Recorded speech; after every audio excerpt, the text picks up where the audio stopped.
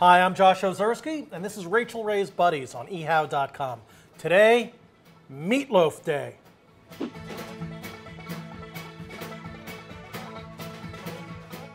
Yes, it's time to make meatloaf, and I'm always a happy man when that happens. So we have all the ingredients here necessary to meatloaf life.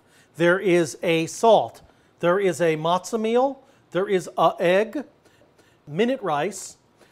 This is some onions that I've softened, and here we have, there's a little onion powder, a little paprika, but most importantly, we have here the triumvirate of meatloaf.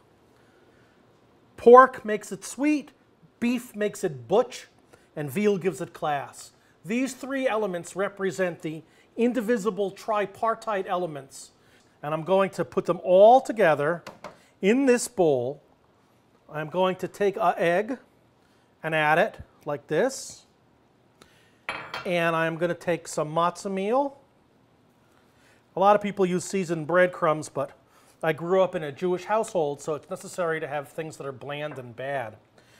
So to compensate for that, I'm going to add a goodly amount of salt and plenty of onion powder, because that's the way I learned how to do it. But I wouldn't make the mistake. A little pinch should do is good. Maybe a little bit more than a pinch. I wouldn't make the mistake of trying to have onion powder do all the work. I want to have real onions too. So I've cooked up some onions in butter. A big whole yellow onion, I'm adding that. And it's very necessary for a thing like this.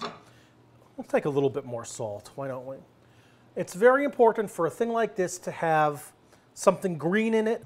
I like flat leaf parsley, and I do it very coarse. All right, coarse parsley goes in. Give it a couple more chops. I'm mixing. I look at this and I say, you know what? Maybe this could have a little bit more color in it. So as my grandmother did before me, I'll take paprika, which is the Jewish solution to all culinary lacunae. This is not an especially Jewish meatloaf because it's got pork in it, but that little extra bit of flavor and color gives it those sense memories that go back to long ago and my gluttonous boyhood, sitting there in my Bubby's kitchen waiting for her to get done so I could start eating again. I think I would like some more meal. You know, like, you don't want it to just be the burger by itself. You want it to actually have these binding elements, but you don't want to overdo it. And the reason I don't want to overdo it is because I am a big fan of that Eastern European classic home element, instant rice. Now the instant rice, you don't need a lot of it. I would say between half a cup and 3/4 of a cup. But what's going to happen with this instant rice is it is going to basically act as little grease bombs. They're going to be like little grease time bombs that are going to absorb all the delicious meat juices. Oh wait, you know what?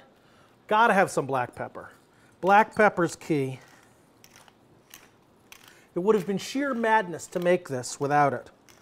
So I don't think we need to torture ourselves too much for every imaginable spice and herb, nor getting them in the exact perfect proportions.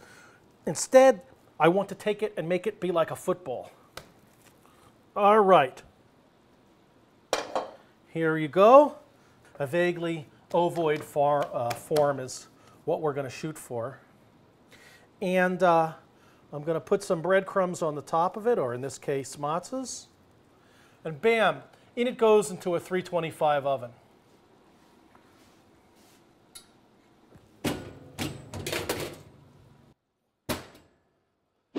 I've already been noshing at it, and I'll take the end piece. The end piece nobody likes because it tends to be a little bit on the dry side.